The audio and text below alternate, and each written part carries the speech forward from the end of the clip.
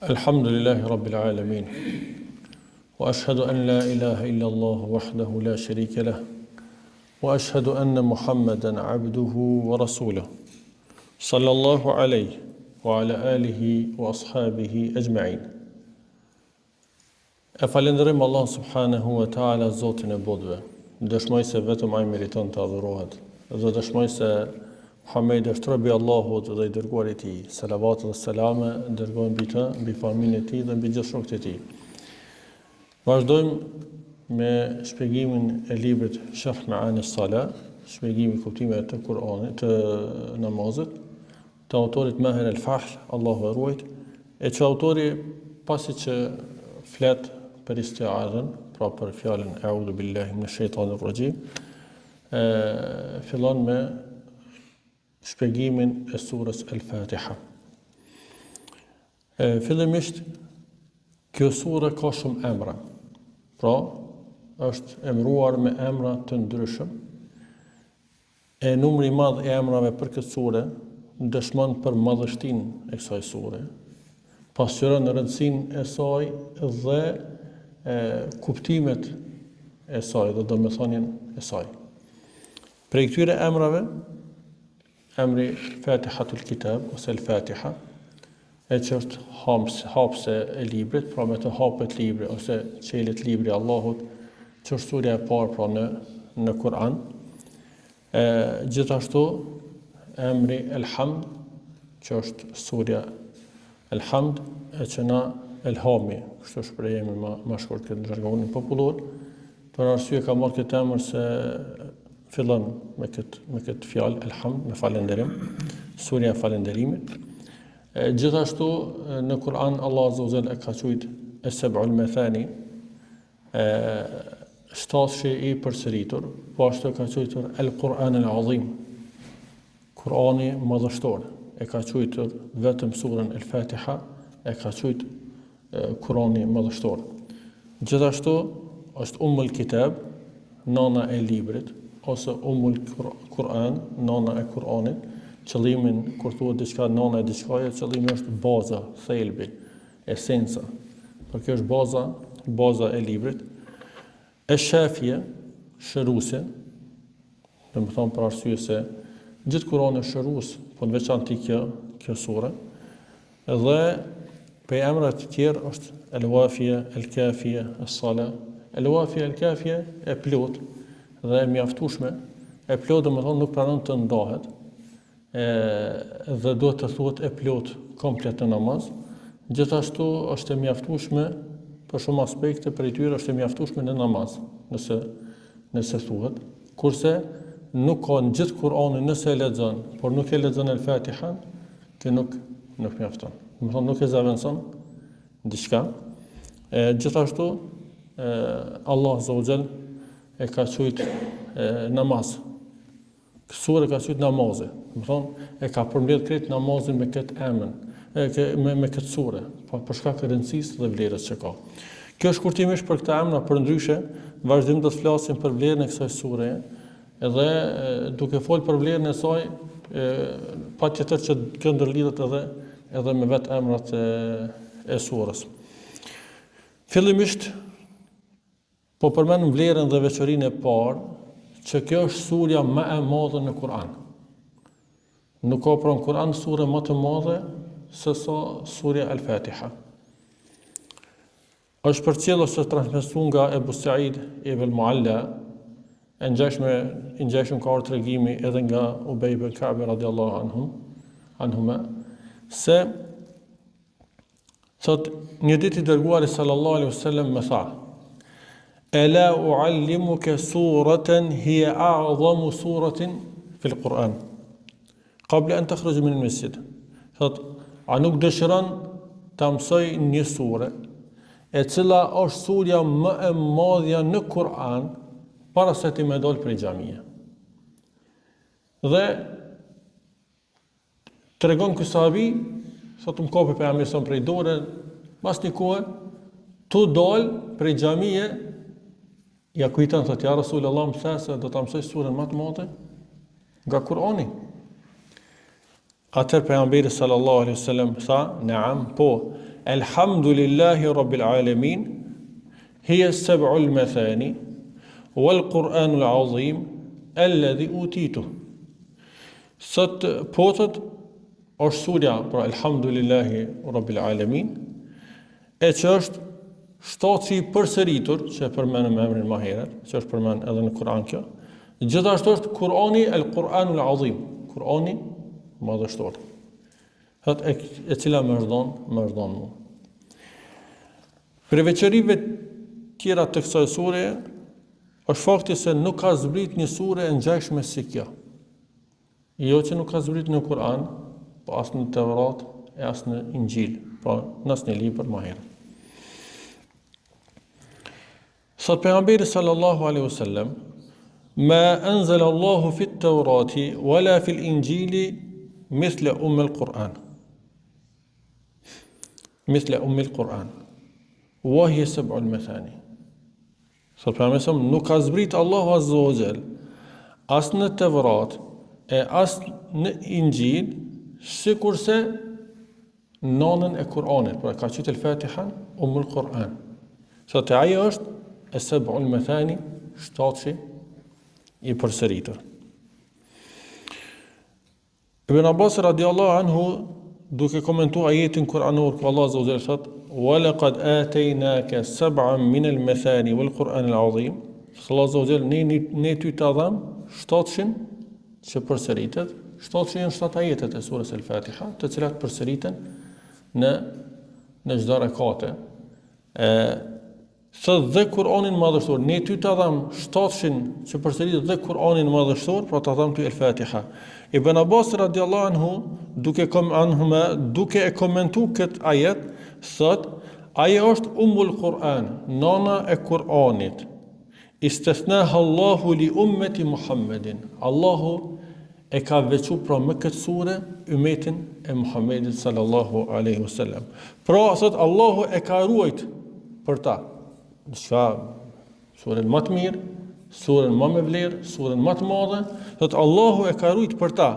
Wa lam yu'tiha ahadan qabla ummati Muhammedin. Dhe nuk ja ka dhënë askujt para ummetit të Muhammedit sallallahu alaihi wasallam. Kjo sure është sure e veçantë për lutje, për përgjërim. Dhe kjo për faktin se namazi komplet është lutje, komplet është dua. Dhe nuk ka namaz pa el-Fatiha. Domethënë nuk është plotsu lutja, nuk e bë lutje, nuk e lut mjaftueshëm, nuk e lut lutjen që kërkon Allah azza wa jall prej teje në namaz, nëse nuk e ke thonë el-Fatiha. Për ata thot pejgamberi sallallahu alaihi wasallam, men salla salatan lam yaqra fiha bi ummi al-Quran feje khidaj 3 herë. Thot pejgamberi, kush fal një namaz dhe nuk e lexon nënën e Kur'anit, pra el-Fatihan, namazi i tij është khidaj, 3 herë ka përsërit, i dështum, pra ghair tam, ka thonë pejgamberi, ka shpjeguar, nuk është i plot.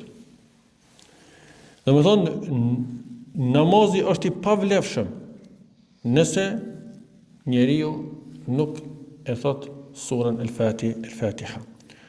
Allah subhanahu wa ta'ala këto 7 ajete që përsëriten në çdo rekate minimumi 17 herë në ditë, 17 rekate farz janë obligim, e ka ndo në 2 pjesë. Si thot pejgamberi sallallahu alaihi wasallam, thot Allahu azza wa jall, qasamtu as-salata bayni wa bayna 'abdi nisfayn. Thot Allahu azza wa jall, pra hadithi kutsi, e kam nda namazin mes meje dhe robit tim në 2 pjesë. E kam nda namazin, vazhdim me kuptojmë për çfarë është fjala, el-Fatihan e ka qujt namaz. Ka qujt namazin komplet, e ka përmbledh namazin në el-Fatiha. Për shkak të madhështisë dhe rëndësisë që ka kjo sure. Thot e kam nda pra el-Fatihan në 2 pjesë mes meje dhe robit tim. Wa li 'abdi ma sa'al. Dhe robi të kërkon ajo që kërkon. Pra Allahu do t'ja jap ajo që robi e kërkon në këtë sure. Dhe vazhdon Pejgamberi sallallahu alaihi wasallam duke treguar thot, dhe kur robi thot elhamdulillahi rabbil alamin, pra falënderimi i takon Allahut, Zotit të botëve, Allahu thot hamedani abdi, më falenderoj robi im. Thot e kur robi thot Ar-Rahmanir Rahim, mëshiruesi ose gjithëmëshirshëm, mëshirëploti, Allahu thot asna alayya abdi, më lavdroi robi im. E kur robi thot Maliki Yawmiddin, sunduesi ditës së gjykimit, Allahu thot Majjadani abdi, madhroi robi im. Pra ka ndonë dy pjesë, por Al-Fatiha kjo është kërkesë, kjo është lutje. Fillon me falënderim, me madhështim, po të njëjtën kohë është lutje. Dhe pjesa tjetër është përgjigje nga ana e Allahut subhanahu wa taala.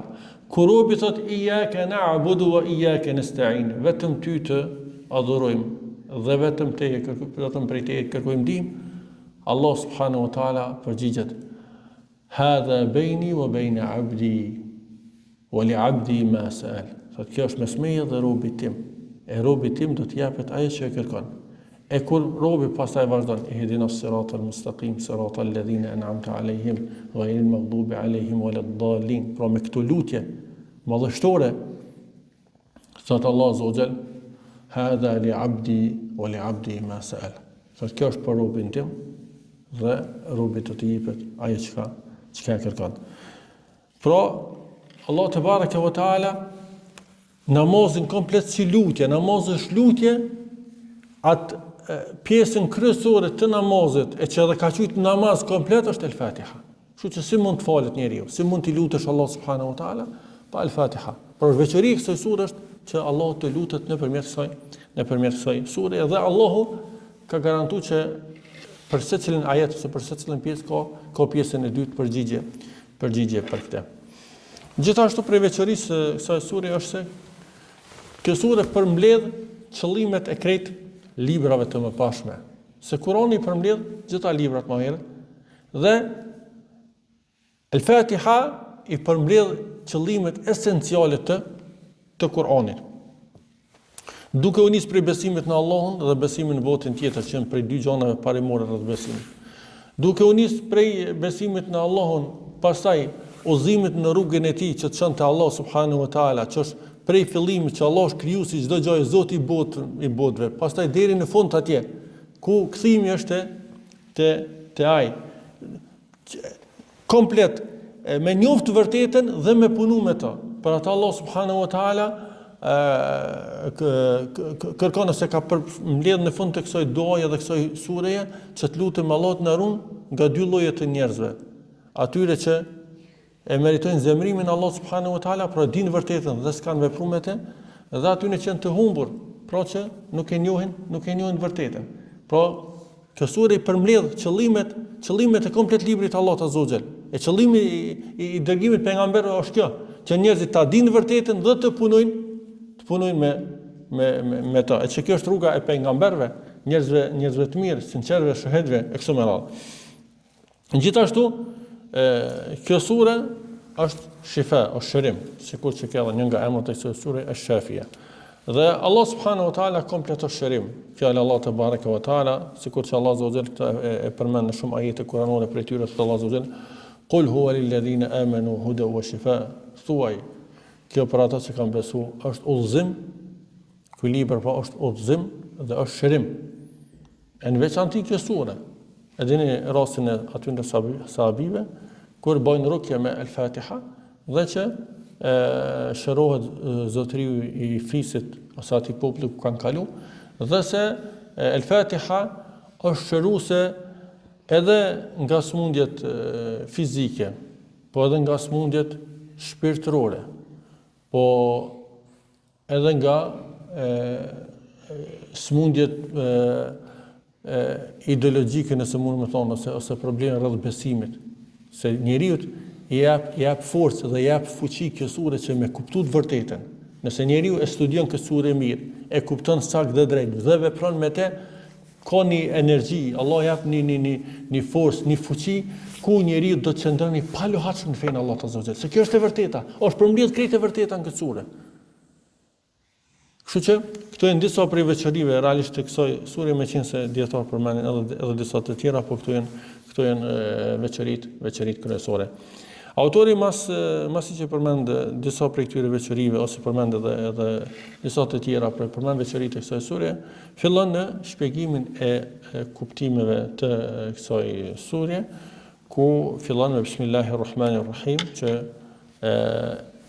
me këtë pjesë fillojnë të gjitha surat e Kur'anit me përjashtim të surës Tauba, dhe se të El-Fatiha është vetëm fillon gjithsesi El-Fatiha me këtë sure, me këtë pjesë, mirë po, se është ajet kuranor apo vetëm është hapje e surës me këtë pjesë, kjo është një temë e diskutueshme mes dietarëve. Sido që tjetë, pra, Imam Tabari rahimahullah thot se kur flet për Bismillahin, thot përderisa qenja e Allahut është qenja më e ndershme, atëherë përmendja e Allahut është përmendja dhe dhikri më i ndershëm. Dhe emri i tij është emri më i ndershëm. Dhe përderisa Allah subhanahu wa taala i ka parapris gjithë ekzistencës, çdo gjë është e krijuar me masanë. Allah është i pari pa fillim. Përderisa pra Allahu i ka parapris gjithë ekzistencës, atëherë dhikri dhe përmendja e tij duhet i paraprin çdo përmendje tjetër. Dhe emri i tij duhet i paraprin çdo përmendje tjetër. E qartë. Çdo gjë fillohet me Bismillah. Bismillahirrahmanirrahim. Ai është i pari. Dhe Gjibrili alayhi salam, kur i zbriti ajetet e para të Kur'anit, vazhdon Imam Taberiu dhe shpjegon këtë. Kur Gjibrili alayhi salam i zbriti ajetet e para tek i dërguari sallallahu alaihi wasallam në shperën Hira, ajetet e njohura, Iqra bismi rabbika alladhi khalaq, lexo me emrin, pra me bismillah, me emrin e Zotit tonë i cili krijoi çdo gjë. Sot këtu është një mësim i madh për të dërguarin sallallahu alaihi wasallam, thotë e ne jemi pasues të asaj që çdo gjë ta fillojmë me emrin Allah te bareke ve taala. Çdo gjë dhe për ata është traditë edhe dietarëve në shkrimet e tyre, në shkresat e tyre, në veprimet e besimtarit, çdo gjë që ka bën e fillon me emrin Allah subhanahu wa taala, në njëjtën kohë duke kërku bekimin Allah subhanahu wa taala nëpërmjet këtyre emrave, duke kërku ndihmën Allah subhanahu wa taala dhe duke mbështetur Allah te bareke wa taala çdo gjë që ai punon ose e vepron. Bismillah në emrin e Allahut. Ar-Rahman, Ar-Rahim, gjithë me shërplotit. Këta dy emra do t'i shpjegojmë më gjithësisht, autori shpjegon te ajeti kuranor Ar-Rahman, Ar-Rahim. Mirë po, në emrin e Allahut çka? Kuptimi i kësaj është, po me emrin e Allahut filloj. Filloj të lexoj, nëse je duke lexuar, me emrin e Allahut filloj të shkruaj nëse shkruan. Kur fillon me hongër njeriu, bismillah, me emrin e Allahut filloj me hongër, me emrin e Allahut filloj me pi, me emrin e Allahut e filloj punën, me emrin e Allahut bi me fjet, me emrin e Allahut po zuhem, por çdo gjë që njëri e bën me bismillah, pra ajo për çka e thuti bismillahin kuptohet. Domethënë prej niyetit dhe qëllimit tënd që ti e thu. Pra bismillah me emrin e Allahut. Pra në këtë rast me emrin e Allahut po e filloj këtë sure, pra qoftë recitimin, qoftë nëse njeriu e shkruan me dorë, kështu më radhë. Kur jemi te ajeti kuranor Elhamdulillahi Rabbil Alamin. Falënderimi i takon Allahut, Zotit e botëve. Na po shpjegojmë këto kuptime, pak do të zërohem mirë, po është mirë njeriu kur të lexon namaz që domethënë ti ketë ndërmend domethënien e këtyre kuptimeve. Se te istiadhen që kemi përmendur atje, sikur te bismillahin, pra me bismillah po e filloj. Allahu është më i madhi dhe po e filloj me dhikrin më të madh, duke filluar me emrin e tij. Me bismillah, që njëri me pas parasysh që leximin e fjalës Allah subhanahu wa taala pe filloj me bismillah, me emrin e tij, duke përmendur Allahun azza wa jall, e që kjo nën kupton çka në vete, me kërku bereqet dhe bekim për Allah subhanahu wa taala, mbarsi, me kërku ndihmën e tij dhe më mbështet tek ai. Elhamdulillah, falënderimi takon Allahut Azza wa Jall. Falënderimi është qëllimi lavdata, me lavdru Allahun, me falënderu, por është fjala për një falënderim të plot, një falënderim të sinqert, falënderim me plot kuptimin e fjalës, falënderimin më të lartin, me kulmorin që nuk i takon askujt, pos Allah subhanahu wa taala. Pra me këtë falënderim këtë që është qëllimi, me elhamdulillah, falënderimi plot, e që hamdi është, siç e komentojnë dietarët, është një përshkrim i atij që lavdërohet me lavdata të plota, duke shoqëruar kjo me dashuri dhe për ulje dhe madhështi. Pra kur thua elhamdulillah, nuk është vetëm një falënderim sikur që ja bën dikujt të zakonshëm, Falënderimi që i bëhet Allahut subhanahu wa taala është falënderim i plot.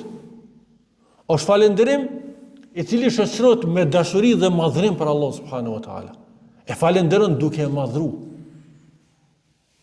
E ky lloj falënderimi nuk i takon askujt pos Allahut subhanahu wa taala, sepse ai është Zoti i botëve. Ai është Zoti i çdo gjaje. Pra, ai është Zoti. Ai është sundimtari. Ai është furnizuesi. Ai është që adhuron çdo të mirë dhe çdo begati.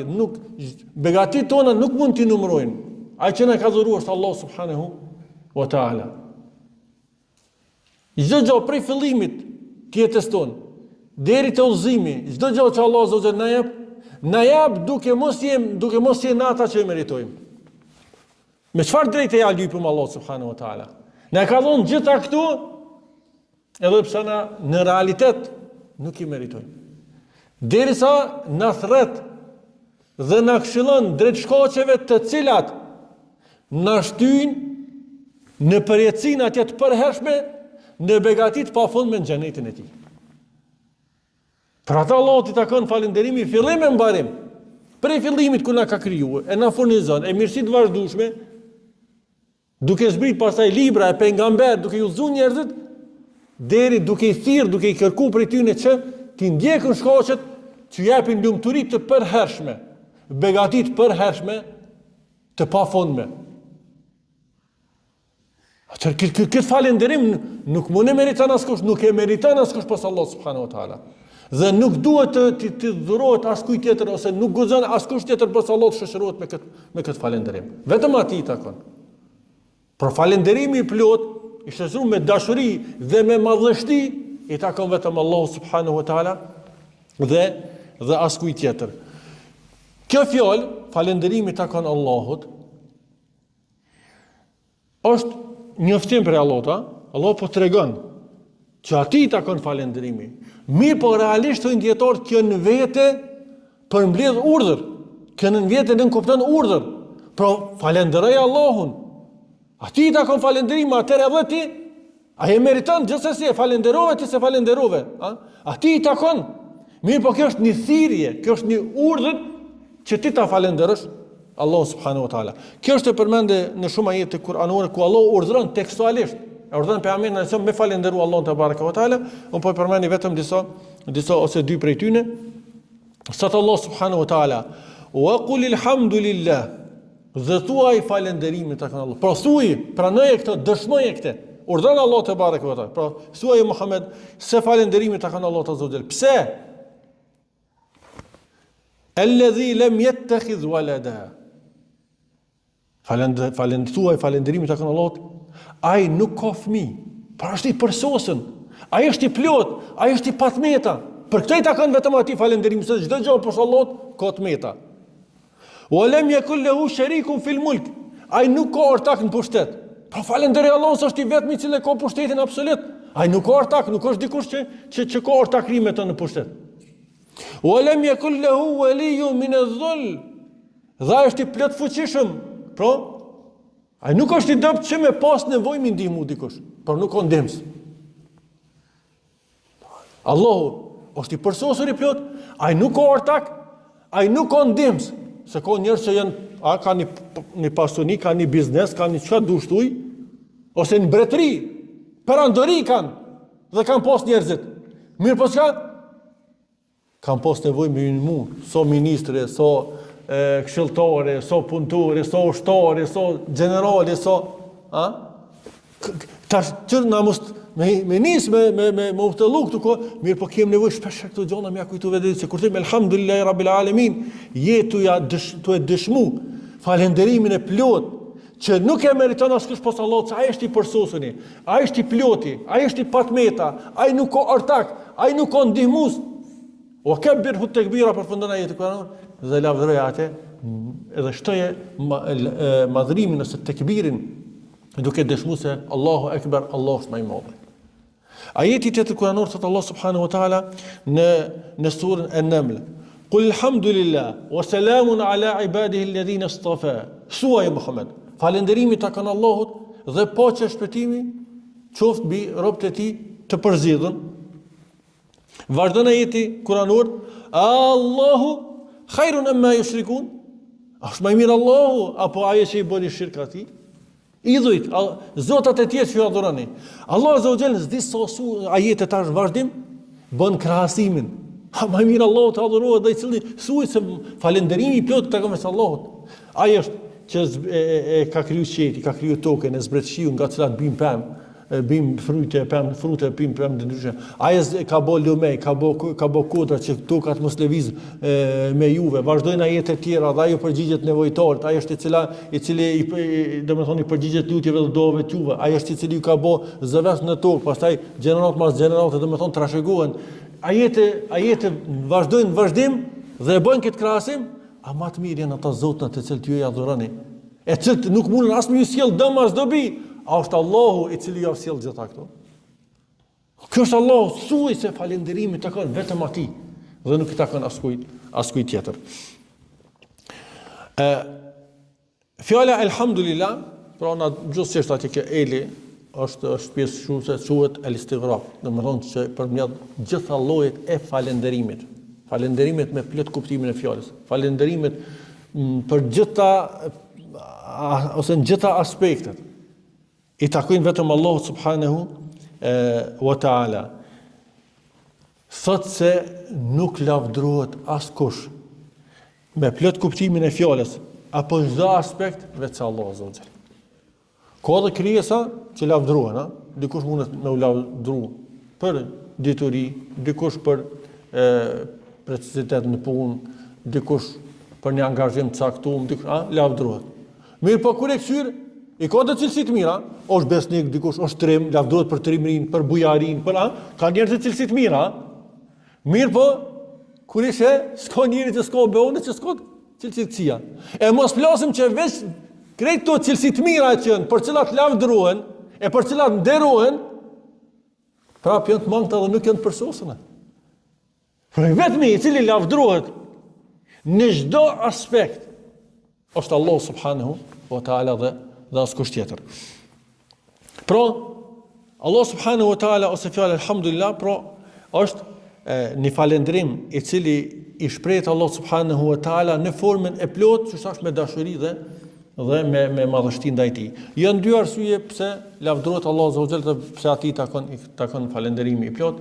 E para për shkak mirësive të Allahut azza wa jalla që janë të panumërta, dhe e dyta për shkak se ai është i vetmi, i ploti, i përsosuri, i bukuri, më i bukuri, ai përsosur si në aspektin e bukurisë, si në aspektin e madhështisë, si në aspektin e cilësive, si në aspektin e veprimeve. Allah subhanahu wa taala është i përsosur dhe madhështori.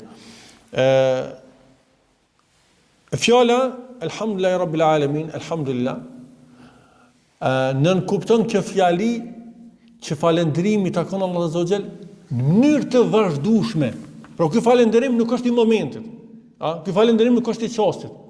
Po ky falënderim është i vazhdueshëm.